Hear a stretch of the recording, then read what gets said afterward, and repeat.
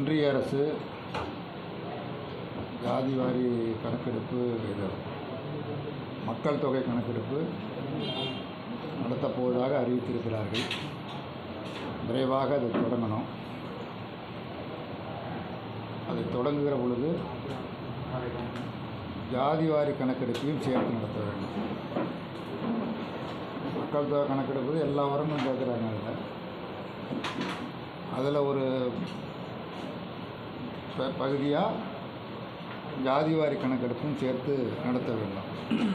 ஜாதிவாரி கணக்கெடுப்பை முழுமையாக நடத்துவதன் மூலமாகத்தான் இடஒதுக்கீடு பிரச்சனையை, சமூக நீதி பிரச்சனையை முழுமையாக அமல்படுத்த முடியும். இல்லைன்னா உத்தேச அடிப்படையில் ஒதுக்கீடு என்று மேற்கொள்வது சமூக நீதிக்கு புறம்பானது. குறிப்பாக ஒன்றிய அரசு சில ஆண்டுகளுக்கு முன்பு, 5 ஆண்டுகளுக்கு முன்பு பொருளாதாரத்தில் பின்தங்கியவர்களுக்கு, உயர் ஜாதியை சேர்ந்தவர்களுக்கு 10% இடஒதுக்கீடு என்று அறிவித்து அமல்படுத்தி கொண்டு இருக்கிறது. அது எந்த வகையில் என்று சொல்ல முடியாது. எந்த அடிப்படையில் 10% ஒதுக்கீடு செய்யப்படுகிறது? எந்த அடிப்படையும் கிடையாது. எந்த அடிப்படையும் மற்ற முறையில் உத்தேசமாக அள்ளி போடுவதைப் போல செய்திருப்பது என்பது சமூக நீதி ஆகாது.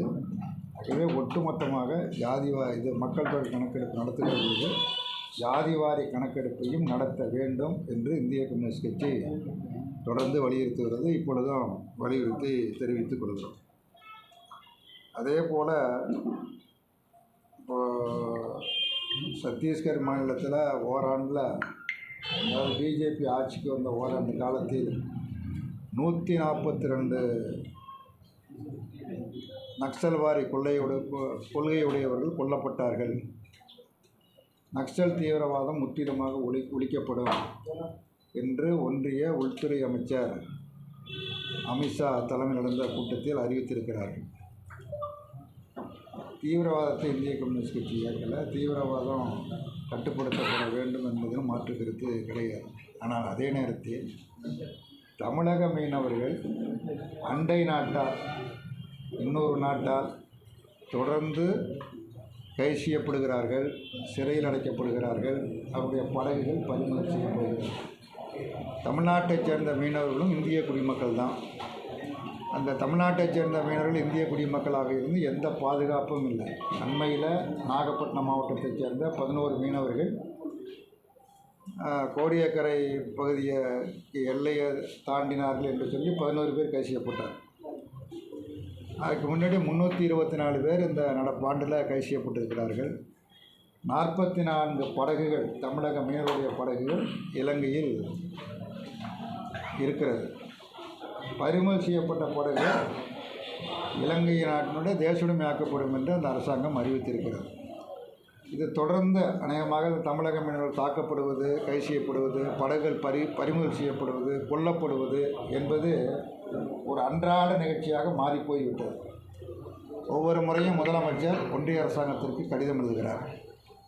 இந்த பிரச்சனையில் உடனடியாக தலையிட வேண்டும், கைது செய்யப்பட்டவர்கள் விடுவிக்கப்பட வேண்டும், படகுகள் விடுவிக்கப்பட வேண்டும், நிரந்தர தீர்வு வேண்டும் என்று தொடர்ந்து முதலமைச்சர் கடிதம் எழுதுகிறார். மீனவர்களும் தொடர்ந்து வேலைநிறுத்த போராட்டம் போன்ற போராட்டங்கள் நடத்தி கொண்டிருக்கிறார்கள். தேர்தல் பிரச்சாரத்தில் மோடி அவர்கள் தமிழ்நாட்டில் தேர்தல் பிரச்சாரம் செய்த பொழுது கட்சி தீவை காங்கிரஸும் திமுகவும் தாரை வார்த்து விட்டது என்று தேர்தல் பிரச்சாரத்தில் அது ஒரு முக்கிய பிரச்சனையாக எடுத்து பேசினார். 10 ஆண்டு காலம் ஆட்சியில் இருந்தார். அப்பொழுது அதை பற்றி பேசவில்லை, எதுவும் செய்யவும் இல்லை. இப்பொழுது 3வது முறையாக அவர் ஆட்சிக்கு வந்திருக்கிறார்.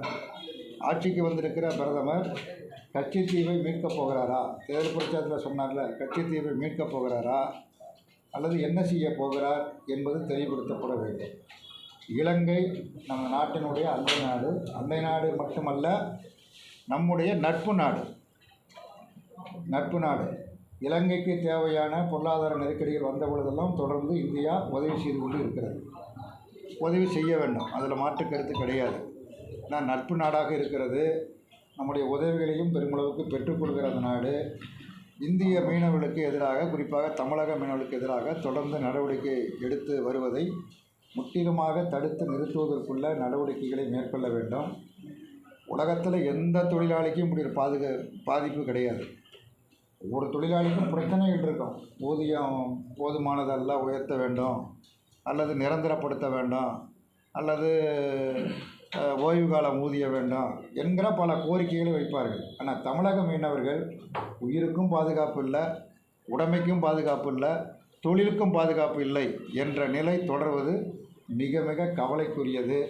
உடனடியாக மத்திய அரசாங்கம் இந்த பிரச்சனையில் தலையிட்டு உரிய தீர்வை நடவடிக்கைகளை மேற்கொள்ள வேண்டும் என்று கேட்டுக்கொள்கிறோம். குறிப்பாக இந்திய கம்யூனிஸ்ட் கட்சியினுடைய நூற்றாண்டு விழா வருகிற டிசம்பர் 26 தொடங்குகிறது. 1925ஆம் ஆண்டு டிசம்பர் 26 இந்திய கம்யூனிஸ்ட் கட்சி கான்பூரில் தொடங்கப்பட்டு 99 ஆண்டுகளை நிறைவு செய்து நூற்றாண்டை தொடங்குகிறது. 2025 டிசம்பர் 26 வரை ஓராண்டு காலத்திற்கு நாடு முழுவதும் நூற்றாண்டு விழா கொண்டாடப்படும். குறிப்பாக தமிழ்நாட்டில் அந்த நூற்றாண்டு விழாவை வெகு விமர்சையாக கொண்டாடுவதற்குள்ள அனைத்து முன்முயற்சிகளும் கட்சியால் மேற்கொள்ளப்பட்டு வருகிறது. குறிப்பாக இந்திய கம்யூனிஸ்ட் கட்சி அது முதல் மாநாடு நடத்திய அந்த மாநாட்டிலேயே அது முன்வைத்த முழக்கம் என்பது பரிபூர்ண விடுதலை வேண்டும் என்கிற முழக்கம்தான் முதல் முழக்கம். நாட்டில் முதலாக இந்த முழக்கத்தை முன்வைத்த பெருமை இந்திய கம்யூனிஸ்ட் கட்சியைத்தான் சாரும்.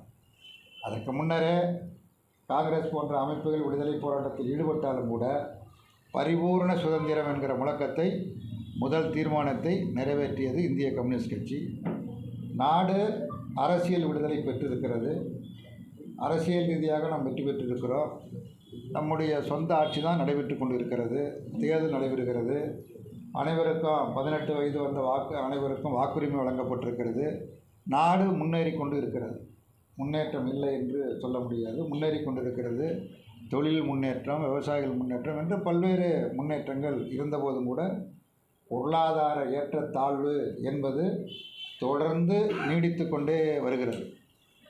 மிக கடுமையான வேற்றுமை நிலவுகிறது. மலைக்கும் அடுவுக்கும் உள்ள வித்தியாசமாக பொருளாதார ஏற்றத்தாழ்வுகள் இருக்கிறது.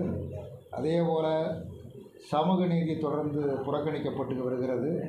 ஆக இவைகளுக்கெல்லாம் விடுதலை கிடைக்கிற பொழுது தான் அது முழுமையான விடுதலையாக அமையும் என்கிற முறையில் இதற்காக தொடர்ந்து போராடி பல்வேறு சாதனைகளை படைத்த கட்சி. நாட்டில் உழுபவனுக்கு நிலம் சொந்தம் என்கிற முழக்கத்தை முன்வைத்து நில சீர்திருத்தம் சட்டம் கொண்டு வருவதற்கு போராடி வெற்றி பெற்ற கட்சி. அதேபோல் இந்த 100 ஆண்டு காலங்களில் தொழிலாளருடைய உரிமைகளுக்கு, நலனுக்கு, முன்னேற்றத்திற்கு, தொழிற்சங்க அமைப்புகளை உருவாக்குவதற்கு, அவர்களுக்கு முறையான ஊதியம் கிடைப்பதற்குரிய சட்டங்களுக்காக தொடர்ந்து போராடி வெற்றி பெற்ற கட்சி இந்திய கம்யூனிஸ்ட் கட்சி. அதேபோல் அடித்தட்டு மக்கள், விவசாய தொழிலாளர்கள், அமைப்பு சாரா தொழிலாளர்கள் என்று பல்வேறு தரப்பினரின் வாழ்க்கையில் மாற்றம் ஏற்படுவதற்குரிய அனைத்து முயற்சிகளையும் மேற்கொண்டிருக்கிறது. இந்த 100 ஆண்டு காலத்தில் இந்த நாட்டில் அரசியல் கட்சிகளில் இந்திய கம்யூனிஸ்ட் கட்சியை போல் தியாகம் செய்த கட்சி எந்த கட்சியும் கிடையாது. விடுதலை போராட்ட காலத்திலும் சரி, விடுதலைக்கு பின்னரும் சரி, ஆயிரக்கணக்கில் இந்திய கம்யூனிஸ்ட் கட்சியை தோழர்களுடைய உயிர்கள் பறிக்கப்பட்டிருக்கிறது. சிறையில் அடித்து கொல்லப்பட்டிருக்கிறார்கள். சிறையில் துப்பாக்கி சூட்டிற்கு ஆளாகி இருக்கிறார்கள். வெளியில் துப்பாக்கி சூட்டிற்கு ஆளாகி இருக்கிறார்கள். தூக்கு மேடைகளை சந்தித்திருக்கிறார்கள். விஷம் கொடுத்து கொல்லப்பட்டிருக்கிறார்கள். போலீஸ் அடிதடியில் கொல்லப்பட்டிருக்கிறார்கள். இப்படி ஆயிரக்கணக்கான தோழர்களை பறி கொடுத்த கட்சி, தியாகம் செய்த கட்சி. பல்லாயிரக்கணக்கானவர்கள் சிறையில் சித்திரவதைகளுக்கு ஆளானார்கள். இப்படி ஒரு மிகப்பெரும் தியாகத்தை செய்த கட்சியினுடைய நூற்றாண்டு விழாவை தமிழகத்தில் பல்வேறு வடிவங்களில் பொதுக்கூட்டங்கள் மட்டுமல்ல, கருத்தரங்குகள் போன்ற நிகழ்வுகள் நடைபெறுகிறது. கட்சியினுடைய வரலாற்றை நாட்டு மக்களுக்கு தெரியக்கூடிய வகையில் பல்வேறு நூல்கள் வெளியிடுவதற்குள்ள ஏற்பாடுகள் செய்யப்பட்டது.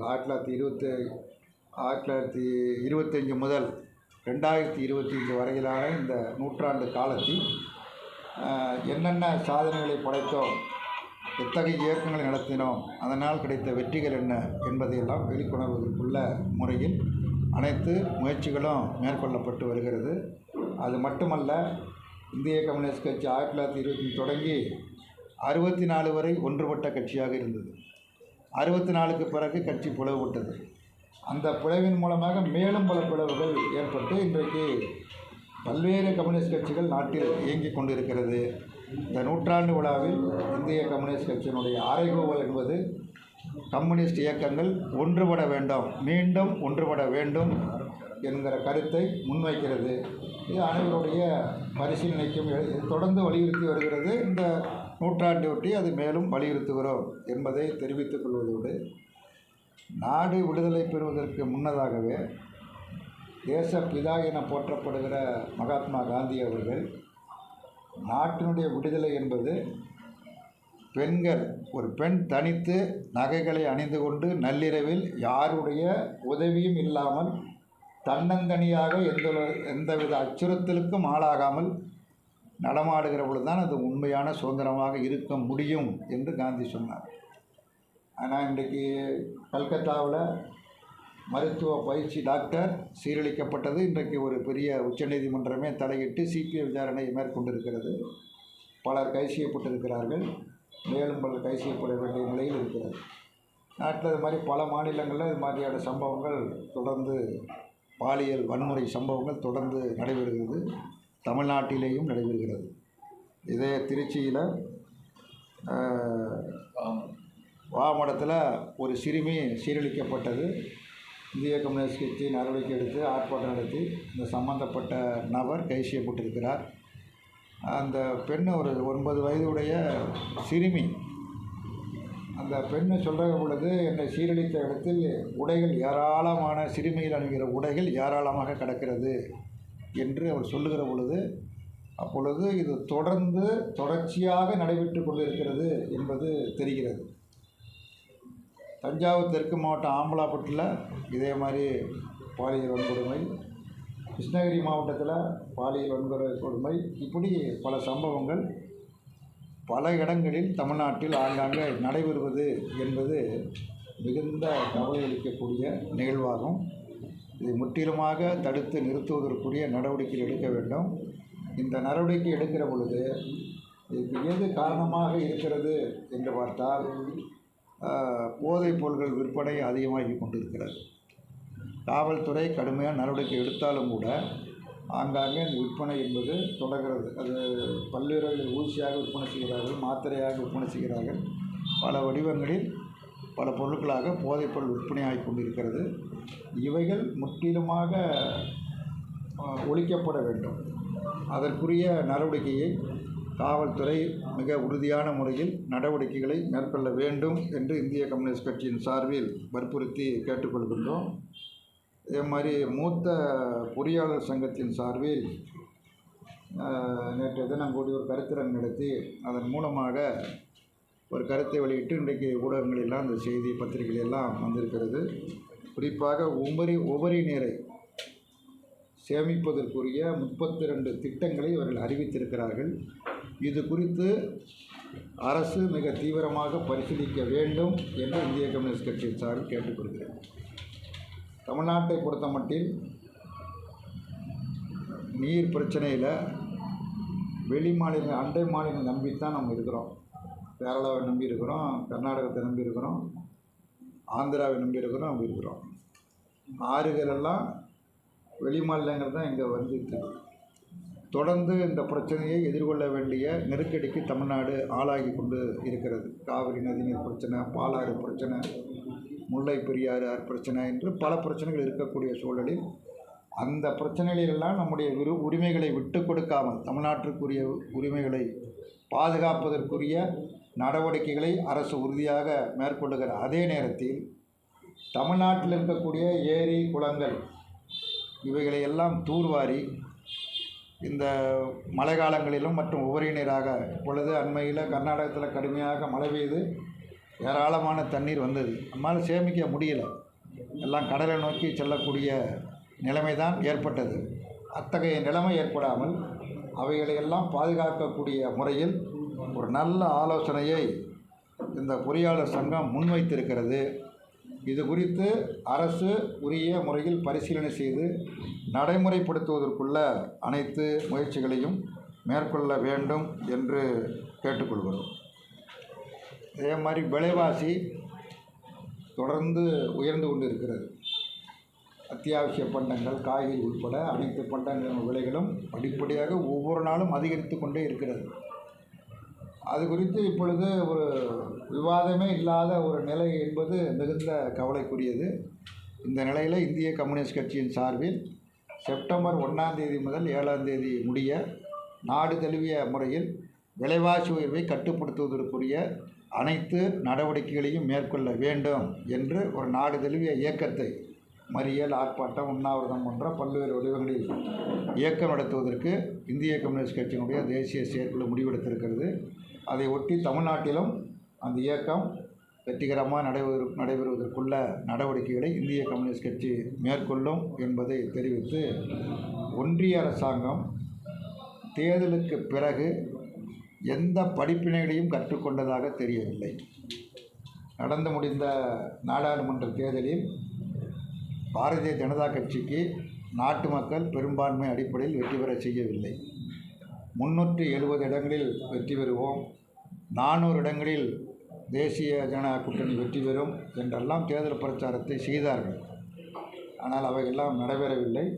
வெறும் 242 இடங்களில் மட்டும்தான் பிஜேபி வெற்றி பெற்று மைனாரிட்டி அரசாங்கம் அமைந்திருக்கிறது. மைனாரிட்டி அரசு அமைந்த பின்னரும் கூட தன் நிலையிலிருந்து அது தன்னை மாற்றிக்கொள்வதாக இல்லை. அதற்கு மாறாக ஆர்எஸ்எஸ்னுடைய திட்டங்களை செயல்படுத்தக்கூடிய அமைப்பாக பாஜகவும், பாஜக தலைமையில் அமைந்திருக்கிற ஒன்றிய அரசாங்கமும் செயல்பட்டு கொண்டு இருக்கிறது. குறிப்பாக வக்ஃப் போர்டு சொத்துக்கள், அதற்கு ஏற்கனவே சட்டங்கள்லாம் இருக்கிறது. இப்பொழுது சட்டம் திருத்தப்படுகிறது. அந்த சட்டத்தை திருத்தி அந்த வக்ஃப் போர்டு வாரியத்தில் மற்றவர்களும், முஸ்லீம் அல்லாதவர்களும் அந்த அமைப்பில் இடம்பெறலாம். இந்த பிரச்சனைகள் குறித்து மாவட்ட ஆட்சித்தலைவர்கள் தீர்வு காண்பார்கள் என்று இஸ்லாமியர்களுக்கு எதிராக நடவடிக்கையை மேற்கொள்வது என்பது அது தனது நிலையிலிருந்து மாறவில்லை என்பது உறுதிப்படுத்தப்படுகிறது. அதே போன்ற பட்ஜெட்டில் நிதி ஒதுக்குவதிலேயும் கடந்த காலத்தில் என்ன தவறான அணுகுமுறையை ஒன்றிய அரசாங்கம் மேற்கொண்டதோ அதே அணுகுமுறையைத்தான் இப்பொழுதும் மேற்கொண்டு வருகிறது. தேர்தலுக்கு பிறகும், தோல்விக்கு பிறகும் இந்த அணுகுமுறையைத்தான் மேற்கொள்கிறார். தங்களுக்கு ஆதரவாக இருக்கக்கூடிய மாநிலங்களுக்கு நிதி அதிகம் ஒதுக்கீடு செய்வது, தங்களது கொள்கைக்கு எதிராக ஆட்சி புரியக்கூடிய மாநிலங்களுக்கு நிதியை இல்லை என்று ஆக்குவது அல்லது மோசமாக குறைப்பது. அதே மாதிரி ரயில்வே நிதி ஒதுக்கீடும் அப்படித்தான் அமைந்திருக்கிறது. இது எல்லா மாநிலங்களும் சேர்ந்தது தான் இந்தியாவை தவிர குறிப்பிட்ட மாநிலங்கள் மட்டும் இந்தியா அல்ல. தமிழ்நாட்டை புறக்கணித்து விட்டு, கர்நாடகத்தை புறக்கணித்து விட்டு, கேரளாவை புறக்கணித்து விட்டு இந்தியா என்பது இருக்க முடியாது. தனது அணுகுமுறையை ஒன்றிய அரசாங்கம் மாற்றிக்கொள்ள வேண்டும்.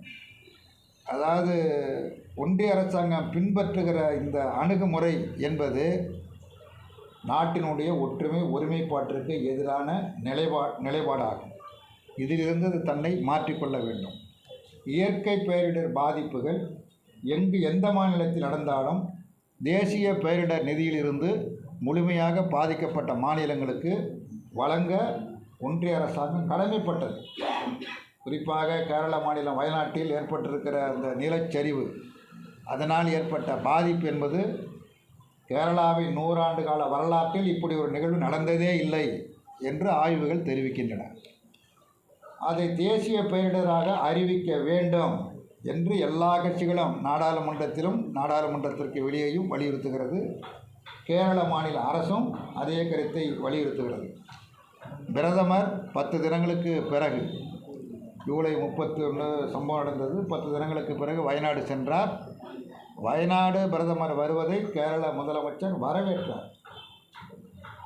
வரவேற்றார். வயநாட்டுக்கு போனார், பாதிக்கப்பட்ட பகுதிகளை பார்வையிட்டார், பாதிக்கப்பட்ட மக்களை முகாம்களை சென்று சந்தித்தார், ஆறுதல் சொன்னார். அவைகளாம் நல்ல விஷயம். ஆனால் எந்த நிதியும் அறிவிக்கவில்லை. வேண்டிய உதவிகளை செய்வோம் என்று ஒரு பொத்தாமுதுவான செய்தி அறிவித்துவிட்டு வந்துவிட்டால் அதுக்கு பிறகு எந்த நடவடிக்கையும் எடுத்ததாக தெரியவில்லை. இது ஒரு நல்ல அணுகுமுறை அல்ல. அது கிட்டத்தட்ட 400-450க்கு மேற்பட்டவர்கள் மண் சரிவில் நிலத்துக்குள்ளே போயிருந்து செத்து போயிருக்கிறாங்க. கிராமமே மண்ணுக்குள்ளர போயிடுச்சுது. உடைமைகள் அனைத்தையும் இழந்திருக்கிறார்கள். அவை அனைத்தையும் புனர்நிர்மாணம் செய்ய வேண்டுமென்றால் பெருமளவுக்கு நிதி தேவைப்படுகிறது. தேசிய பேரிடராக அறிவித்து வேண்டிய உதவிகளை செய்ய வேண்டும்.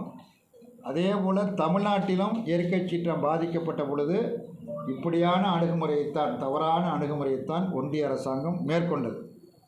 ஆகவே இத்தகைய அணுகுமுறைகள் கைவிடப்பட வேண்டும். ஆர்எஸ்எஸ்னுடைய அஜெண்டாவைத்தான் நாங்கள் நிறைவேற்றுவோம் என்கிற நிலையில் இந்த அரசு உறுதியாக இருக்குமையானால் 5 ஆண்டு காலத்திற்கு இந்த ஆட்சி நீடிக்காது என்பதையும் கவனத்தில் கொள்ள வேண்டும் என்பதை தெரிவித்துக் கொள்கிறோம். அதிமுக ஆட்சி 2 அதிமுக ஆட்சி, ஒரு ஆட்சி, ஒரு அதிமுக ஆட்சி இல்லை. எம்ஜிஆர் ஜெயலலிதா அதிமுக ஆட்சி காலம் என்பது வேறு. எடப்பாடி தலைமையில் அமைந்த அதிமுக ஆட்சி என்பது வேறு. இந்த அதிமுக ஆட்சியிலே 2 ஆட்சியாக இருக்குது. அதிமுக எடப்பாடி தலைமையில் 4 ஆண்டு ஆட்சியில் முற்றிலுமாக ஒன்றிய அரசாங்கத்தினுடைய கைப்பாவையாக செயல்பட்டது. தமிழகத்திற்கு புறம்பான திட்டங்கள் எது வந்தாலும் சரி, அதே போல் ஒட்டுமொத்தமாக நாட்டு மக்களுக்கு எதிரான சட்டங்கள் எது வந்தாலும் சரி, அனைத்திற்கும் ஆமாம் சாமி போடுகிற ஆட்சியாக அதிமுக இருந்தது. எடப்பாடி ஆட்சி இருந்தது. மாநில உரிமைகள் பறிக்கப்பட்ட பொழுதும் சரி, அந்த உதய் மின் திட்டம் கையெழுத்து போட்டது அதிமுக ஆட்சியில் தான். தங்கமணி தான் மின்துறை அமைச்சர், அவர் தான் கையெழுத்து போட்டார். இதாக இருக்கட்டும், குடியுரிமை திருத்தச் சட்டம் நாடாளுமன்றத்தில் வந்த பொழுது அது ஆதரித்ததாக இருக்கட்டும், எல்லாவற்றுக்கும் எல்லாவித தவறுகளுக்கும் உடந்தையாக இருந்த ஆட்சி எடப்பாடி தலைமையிலான ஆட்சி. திராவிட முன்னேற்ற கழக ஆட்சி இந்த தவறுகளுக்கு எதிராக இருக்கக்கூடிய ஆட்சி. குறிப்பாக வகுப்புவாதத்திற்கு எதிராக, ஜனநாயகத்திற்கு ஆதரவாக, மதச்சார்பின்மை கொள்கைக்கு ஆதரவாக இருக்கக்கூடிய ஆட்சி. மாநில உரிமைகளை ஒருபோதும் விட்டுக் கொடுக்காத ஆட்சி தற்போது இருக்கிற ஆட்சி. மாணவர்கள் ஆசிரியர் அழைக்கப்பட சொன்னது பிறகு ஆசிரியர்கள் அழைக்கப்பட சொன்னது பிறகு எல்லா கல்லூரி பள்ளிகளில் மாணவர்களுடைய சண்டைகள் அதிகரித்திருக்குது. ஆசிரியர்களை தாக்கக்கூடிய நிலைமை போயிட்டு மாணவர்கள் தாக்கிக் கொள்கிறார்கள். மாணவர்கள் தாக்கிக் கொள்வது, மாணவர்களை ஆசிரியர்கள் அடிக்கக்கூடாது அப்படிங்கிறது வந்ததுக்கப்புறம் மாணவர்களை ஆசிரியர்கள் அடிக்கக்கூடாது அப்படிங்கிறது அது ஒன்றும் தவறில்ல. மாணவர்களை ஆசிரியர்கள் கண்டிக்கணும். அதே நேரத்தில் மானாங்கன்னே அடித்து காயப்படுத்தி ஆஸ்பத்திரிக்கு அனுப்புகிற மாதிரி அடிக்கக்கூடாது. அப்படிலாம் செய்யக்கூடாது. அப்படிங்கிறதுனால தான் மாணவர்கள் சண்டை போட்டுக்கிறாங்கிறது இல்லை. மாணவர்கள் அவங்க வயதுக்கு ஏற்ப அப்பப்போ சில்லறை சண்டைகள் நடக்கும். பெற்றோர்களும் கவனமாக இருக்க வேண்டும். மாணவர்கள் படிப்பில் அதிகமாக கவனம் செலுத்த வேண்டும். அதுதான் அதுக்கு தீர்வை தவிர ஆசிரியர்கள் கண்டிக்கவே கூடாது அப்படின்னு எந்த அரசாங்கமும் சொல்லலை. அடிக்கக்கூடாது, துன்புறுத்தக்கூடாது அப்படின்னு தான் அரசாங்கம் சொல்லுது. அப்படி சொன்னதுனால தான் அவங்க சண்டை போட்டுக்கிறாங்க என்று அர்த்தப்படுத்தி கொள்ள வேண்டிய அவசியம் இல்லை. இப்போ தமிழ்நாட்டில் எதிர்க்கட்சிகள் வைக்கக்கூடிய குற்றச்சாட்டுகள் இருக்குல்ல, போதைப் பொருள் விற்பனை, சட்ட ஒழுங்கு கெட்டு போச்சு, லஞ்ச ஊழல் பெருகிருச்சு, இது மாதிரியான குற்றச்சாட்டுகள் உண்மைதானா? விமர்சனங்கள் இப்போ நான் சொல்லும்போது தான் சொன்னாங்க இந்த மாதிரிலாம் நடக்குது அப்படின்னு சொல்லி. அது மாதிரியான விமர்சனங்கள் இருக்குது. அதன் மீது அரசு உறுதியாக நடவடிக்கை எடுத்து வருகிறது. அம்பலாப்பட்டிலையும் சரி, இங்கே திருச்சியிலையும் சரி, அதே மாதிரி கிருஷ்ணகிரியிலும் சரி, உறுதியான நடவடிக்கை எடுத்து சம்பந்தப்பட்டவர்கள் உடனடியாக கைது செய்யப்பட்டிருக்கிறார்கள். கைது செய்யப்படுவது மட்டுமல்ல, அந்த குற்றம் புரிந்தவர்களுக்கு நீதிமன்றத்தில் நிறுத்தி தண்டனை கிடைப்பதை உறுதி செய்ய வேண்டும், தண்டிக்கப்பட வேண்டும். எக்காரணத்தை கொண்டும் அவர்கள் சட்டத்தில் இருந்து தப்பித்து விடாமல் இருப்பதற்கு நடவடிக்கை எடுக்க வேண்டும். குறிப்பாக கொலைகள் நடைபெறுகிறது. கொலை குற்றவாளிகள் தப்பித்து வந்து விடுகிறார்கள். போதுமான அளவுக்கு சாட்சியங்கள் இல்லை என்று தப்பித்து வந்து விடுகிறார்கள். என்னுடைய விளைவு என்ன அப்படின்னா பாதிக்கப்பட்டவர்கள் பரிகாரம் தேட விரும்புகிறார்கள். கொலைக்கு மறுகொலை என்று போய்கொண்டு இருக்கிறது. இது நல்லது அல்ல. ஆகவே கொலையாகட்டும், பெண்களை பாலியல் வன்முறை சம்பவங்களாக இருக்கட்டும், போதைப்பொருள் விற்பனையாக இருக்கட்டும், கள்ளச்சாராய விற்பனையாக இருக்கட்டும், இது மாதிரியான சம்பவங்களில் யார் ஈடுபட்டாலும் அவர்களை கைது செய்வது மட்டுமல்ல, முறையாக குற்றப்பத்திரிகை தாக்கல் செய்து தண்டனை கிடைப்பதற்குரிய வகையில் காவல்துறை உரிய நடவடிக்கைகளை மேற்கொள்ள வேண்டும். உதயநிதி ஸ்டாலினுக்கு துணை முதல்வர் பதவி வழங்க உதயநிதி ஸ்டாலினுக்கு துணை முதல்வர் பதவி வழங்கிருக்கு. அதை பற்றி உங்களோட வாழ்த்து கொடுத்துருக்காங்களா? இல்லை, வழங்கிருக்கு தான் வந்து கருத்துக்கள் தகவல்கள் பரிமாறி. முதலமைச்சர் அப்படி ஒன்றும் சொல்லலையே.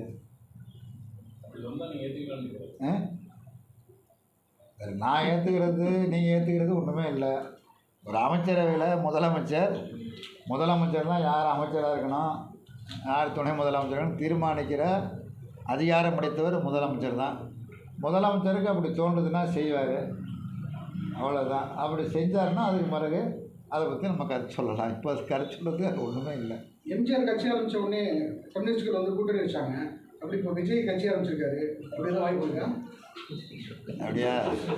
அவர் என்ன கட்சி ஆரம்பிக்கலையே, இப்போ தான் கொடியை காமிச்சிருக்கிறாரு.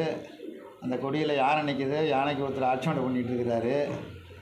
அப்புறம் ஏதோ பூ வச்சுருக்கிறாரு, நட்சத்திரமாக வச்சுருக்கிறாரு. அதுக்கான விளக்கத்தை மாநாட்டில் சொல்கிறேன்னு இருக்காரு. அது முறையாக கட்சி அறிவித்து கட்சி கொள்கைகளை எல்லாம் சொல்லட்டும். சொன்ன பிறகு நாம் விவாதிக்கலாம்.